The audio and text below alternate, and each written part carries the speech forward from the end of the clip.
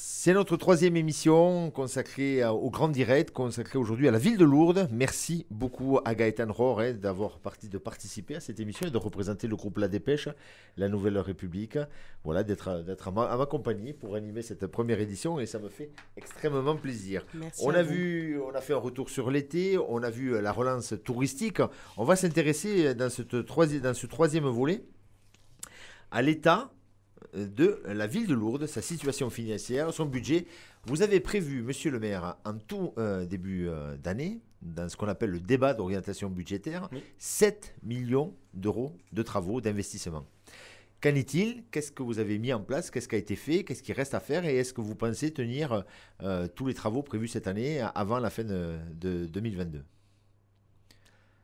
Oui, nous allons tenir le plan que nous avons posé lors du DOB, du débat d'orientation budgétaire. Permettez-moi quand même de revenir sur un budget aussi de fonctionnement qui est de 34 millions à peu près et qui est amputé, je le répète, par la non-rentrée de la taxe de séjour. Il faut quand même le dire. Malgré ça, nous avançons, nous assumons nos responsabilités et les Lourdais doivent comprendre que nous sommes quand même dans une période, ils vont vite le comprendre quand je vais aborder le thème de la sobriété énergétique, une période où, après le Covid, il va falloir faire des économies d'énergie. Donc ça ne va pas être simple, mais on va devoir le faire. Alors, vous me parliez d'investissement, oui, c'est très simple. Déjà, il y a 2,1 millions qui sont consacrés au désendettement. Donc il reste derrière 5,5 millions, alors que je peux vous décliner. C'est du quotidien. C'est les voiries pour 700 000 euros. Je ne vais pas vous faire le total. Par exemple, les études pour la construction du pont, 110 000 euros. Les bâtiments communaux, puisque nous rénovons les bâtiments communaux pour les isoler mieux, avoir moins de pertes d'énergie, mais aussi la pose de chaudières, l'achat de matériel, balayeuses, parce qu'avant on louait. Ça coûtait cher. Les travaux du Palais des Sports, de 130 000 euros, ça va très très vite. Vous prenez le patrimoine public, je parle aussi l'église paroissiale qui se finit, parce que là, je voudrais profiter de l'occasion qui m'est donnée pour dire que à ceux qui me disent pourquoi mettre cette année 700 000 euros sur l'église paroissiale, qui est un lieu de confession, mais parce que la loi de 1905 nous oblige. Avant, les bâtiments qui avaient été construits avant nous obligent la collectivité à les entretenir, les rénover et accompagner la bonne tenue. Voilà, donc ça fait 700 000 euros. Je rappelle aussi, par exemple, ne serait-ce que le portique du Pic du Gers qui avait été dégradé, que tous les Lourdais m'ont demandé de vite réhabiliter, c'est 80 000 euros. Bref, au final, c'est 5,5 millions, donc ça va très vite. Tous ces travaux-là, les uns derrière les autres, c'est autant de choses qui ne se voient pas. Je précise aussi quand même que nous avons, à ma demande, réhabilité le parking des Pyrénées avec 10 places de gagné voiture, 12 vélos et 10 motos, qui est un parking qui va servir plus tard à aménager l'espace central pour créer des zones semi-piétonnes et permettre aux gens de se garer aux alentours. Ça aussi, ça a un coût, ça ne se fait pas sans coût. Voilà, je rajoute que sur cet investissement, il y a quand même 4 800 000 euros de recettes, puisque nous avons des recettes, soit par le biais de subventions, soit par l'impôt, etc. Bon, voilà. Donc, en ce qui concerne le budget, oui, nous allons tenir la cadence. Aujourd'hui, nous sommes à 66% à peu près de réalisés. Donc, peut-être qu'on ne sera pas à 100%, mais on ne va pas être loin des 100%. En tout cas, je le dis et je le redis aux Lourdais qui m'écoutent. Je suis issu du monde soignant. J'essaie aujourd'hui de soigner les maux de cette ville, et Dieu sait s'il y en a. Mais faites-moi confiance, j'ai été élevé dans une famille où quand on n'avait pas 2 euros, on n'en dépensait qu'un. Donc moi, je ne dépense pas l'argent des contribuables comme ça. Je fais très attention aux finances publiques. L'éclairage, on va parler de sobriété et énergétique. L'éclairage du stade Antoine Béguer, qui est prévu dans le débat d'orientation budgétaire, qui devait être rénové avec la participation du SDE, est-ce que... Globalement, est-ce que ça va se faire d'ici la fin de l'année? Et puis, deuxièmement, est-ce que vous êtes prêts, comme des communes, de couper l'éclairage, peut-être pas forcément partout, mais dans certains quartiers, la nuit? Alors, tous les travaux engagés seront assumés. Mais puisque vous abordez le chapitre de la sobriété énergétique, je vais donner quelques chiffres quand même, pour que les Lourdais comprennent bien. nos fournitures en gaz et électricité, à l'heure où le gaz s'est envolé à 120%, l'électricité à 50%. Quand on regarde les chiffres précis, la consommation de 2021, c'est à peu près 1 million d'euros, sur des chiffres moyennés, 1 million d'euros. Notre prévision fin d'année, 1 600 000 euros, soit 58 à 60% d'augmentation. Donc, avec un budget contraint, je rappelle l'endettement de la ville qui se désendette petit à petit, mais un endettement fort quand même, très fort, 2,5 fois la moyenne nationale, le Covid qui est passé derrière, ça c'est la réalité. Ça c'est le portefeuille, comme si c'était chez moi, mon propre budget. Ça c'est le portefeuille dont il faut tenir compte. On ne peut pas rêver. Le rêve qui va devenir réalité, c'est le structurant, c'est le plan à venir lourd, c'est le comité des financeurs à un certain niveau. Mais la réalité du quotidien, ça veut dire que nous allons poser un plan de sobriété énergétique obligatoire pour baisser le chauffage dans les bâtiments communaux. Il faudra gagner au moins 1 degré. Pour l'extinction nocturne, mais comme j'ai pour habitude de faire venir à la table les citoyens, on fera une explication au Palais des Congrès pour dire ce qu'on va faire. Il y a aussi, donc, je le disais, mais ça c'est à moyen terme, le renouvellement des chaudières. L'isolation des bâtiments communaux, qui sont des passoires, de véritables passoires. Et puis, il y a l'autoresponsabilisation et la compréhension de ce qui se passe. Je donne un exemple, par exemple. Il n'est pas interdit qu'à un moment donné, l'entraînement avec les luminaires soit avancé. Des mesures qui coulent sous le sens, qu'on avance l'entraînement de demi-heure ou d'une heure pour pouvoir éteindre les lumières un peu avant et faire des économies. On en a vraiment besoin. Parce que quand vous voyez l'augmentation de 60% sur un budget contraint, il va falloir absolument qu'il y ait des mesures posées. Donc il y aura, c'est en cours, on y travaille, un plan de sobriété énergétique pour diminuer la consommation. Mais il en va de même pour chez soi. Moi, j'invite tout un chacun à prendre des mesures, débrancher, éteindre les prises le soir, ne pas consommer inutilement de l'électricité. Alors, on peut se poser les questions des illuminations aussi de fin d'année. Il n'est pas impossible qu'on diminue la voilure. Alors, j'ai des chiffres, moi, parce qu'on m'a de suite interpellé sur la délinquance. Eh bien, les chiffres que j'ai, moi, de la préfecture, disent que quand on baisse l'intensité lumineuse ou qu'on éteint, qu'on passe à l'extinction des feux, eh bien, la délinquance baisse. Alors, à vérifier, puisque j'ai quand même des données qui me reviennent. Pourtant, théoriquement, ça aurait dû être l'inverse. Eh bien, je pensais aussi. Mais en fait, les cambrioleurs, etc., n'aiment pas travailler, si l'on peut dire, dans le noir, donc on utilise donc des torches et sont repérables. Donc, a priori, sur les vols, sur les effractions de domicile, je ne dis pas sur l'agression à personne, ça, je n'ai pas dit ça. Donc, à voir, j'attends confirmation. Mais de toute façon, nous allons devoir. On avait déjà évalué cela avant la montée en puissance de la crise. Mais on va y aller, oui. On va aller vers des mesures draconiennes. D'ailleurs, tous les maires sont en train de faire la même chose que nous. Il ne faut pas croire que c'est uniquement nous. Alors, on parle de la sobriété énergétique, mais c'est vrai que vous étiez aussi engagé dans une démarche d'essayer de faire des économies sur le budget de fonctionnement, d'essayer de rogner un peu.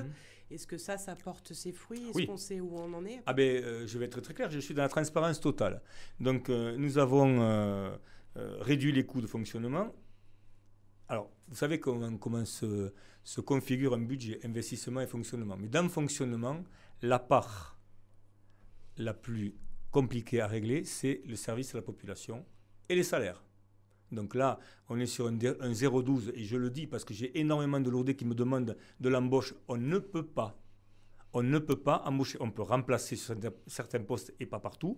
On a ce qu'on appelle le chapitre 012 qui est consacré au personnel, qui est très contraint. Deuxième chose, les services à la population.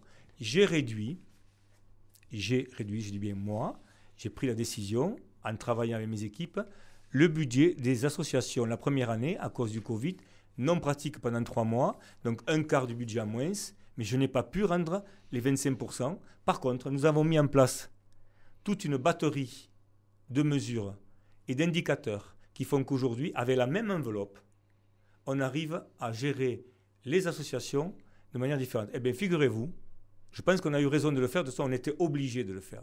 Aujourd'hui, nous sommes face à 15 associations qui m'ont dit, nous, on a de la trésorerie ou des immobilisations et on ne prendra pas la subvention. 15 pour être précis. Et il n'y a personne, aucune association qui est venue me dire, rendez-nous ce qui a été imputé. Pourquoi? Vous savez, aujourd'hui, par exemple, la sobriété énergétique, Ça, alors, la crise est vraiment pénible à vivre, mais elle a au moins un mérite, c'est que ça nous réapprend à sortir de l'assistance. C'est-à-dire qu'aujourd'hui, on ne peut plus laisser les lumières allumées. Moi, j'invite les citoyens lourdais à mettre une polaire la nuit s'il fait froid, mais il va falloir, pour eux-mêmes, pour leur consommation personnelle, il va falloir s'y mettre. C'est obligatoire. Eh bien, les associations, c'est pareil. Nous ne pouvons pas rendre les 25% qui ont été amputés. Par contre, cet argent-là, il est basculé dans d'autres secteurs. Si on met 500 000 euros sur la voirie cette année, l'année prochaine, il y aura un programme voirie. Ça, c'est la quotidienneté sur laquelle je me suis engagé. C'est 1 million qui seront programmés l'année prochaine pour refaire les voies. Tous les Lourdais me disent les voies sont en mauvais état, etc. Alors, il faut serrer, il faut prioriser les endroits accidentogènes. Je voudrais aussi poser, il va y avoir des dispositifs mis en place pour poser des ronds-points en ville et assurer la sécurité en ville. En termes de sécurité, d'ailleurs, on peut parler aussi de la sécurité de manière globale. Je rappelle, comprendra qui pourra, qu'il y a aujourd'hui 7 policiers de plus au commissariat de la ville de Lourdes. Donc, quand on veut, on peut. Que j'embauche, c'est le seul domaine dans lequel, et c'est une promesse de campagne, j'embauche un policier municipal par an. Je veux une ville sécurisée et une ville propre. Donc nous sommes en cours. Et je pense que nous avons raison de le faire au regard aujourd'hui d'une société qui ne va pas très bien et qui montre que tous les jours il y a des incivilités. Je vais aussi, je le dis très clairement, relancer le CLSPD, le contrat local de sécurité et de prévention de la délinquance très prochainement pour pouvoir juguler toutes les forces de police avec tous les partenaires et travailler à des endroits où aujourd'hui il y a des choses à faire.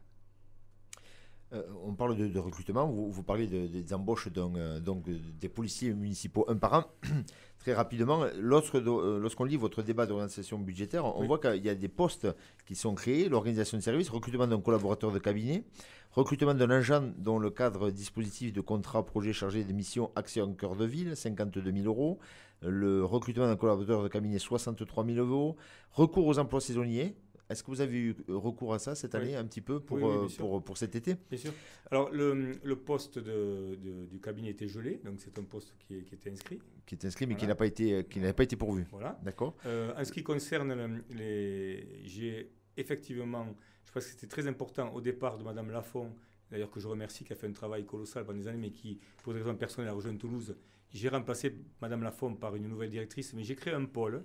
C'est-à-dire que cette personne ne sera plus uniquement directrice de la culture, mais sera directrice d'un pôle qui réunit J politique de la ville, avec une adjointe Mme Cabane, l'événementiel avec Marie Etcheverry, qui est la conseillère déléguée, la culture et patrimoine avec l'adjointe Mme Mazurek, et la jeunesse avec M. Dilmy. Et cette personne va centraliser les 4 services, va chapeauter. C'est une personne remarquable qui est arrivée d'un endroit qui a une grosse expérience de la politique de la ville, mais qui a aussi une formation culture très forte et qui va nous permettre enfin de poser définitivement le projet que je porte, culte, culture et république, dans une ville particulière. Mais je le répète encore une fois, la culture pour tous, c'est ce que je souhaitais. Donc, je le dis, il faut mettre des moyens. Il y a des endroits, quand on embauche quelqu'un, mais attention, sur un poste existant, c'était le poste de Mme Lafont, c'est bien que ça répond à quelque chose. Je ne veux pas rentrer dans le schéma classique de remplacer poste pour poste. Parce qu'aujourd'hui, il y a eu des remembrements dans les services. Il y a des services qui demandent plus de présence, d'autres moins. Le télétravail est arrivé aussi avec la crise Covid, donc ça permet aussi d'aborder la chose de manière différente. Enfin, voilà. Donc, en tout cas, le 012 est contraint. Et nous tenons la ligne. Je tiens les finances. Je suis. Malgré le RIF 7 mais le RIF 7, c'est une augmentation obligatoire. Oui. Obligatoire. C'est une contrainte aussi. Oui, qui a coûté 100 000 euros à la ville. Chaque année, du coup. Ah, ben oui. Oui, absolument. Mais à côté de ça, il y a eu des économies de fait. On l'a financé par des économies associées. Mais cette réforme pose problème dans beaucoup de collectivités du département. Nous l'avons réglé en 6 mois. Les discussions, c'est Thierry Lavitte qui les a menées avec le directeur général. Quand on met sur la table un concept gagnant-gagnant, d'équité, de respect vis-à-vis des agents de la municipalité, par contre, maintenant, ils le savent, quand c'est gagnant-gagnant, l'exigence, c'est la mission républicaine. C'est-à-dire quand on a des conditions de travail aujourd'hui qui, pour moi, sont équilibrées, on doit pouvoir donner le maximum. L'inverse n'est pas vrai. Ce n'est pas vrai. Quand vous contraignez les gens, vous n'aurez pas à la sortie un résultat optimum.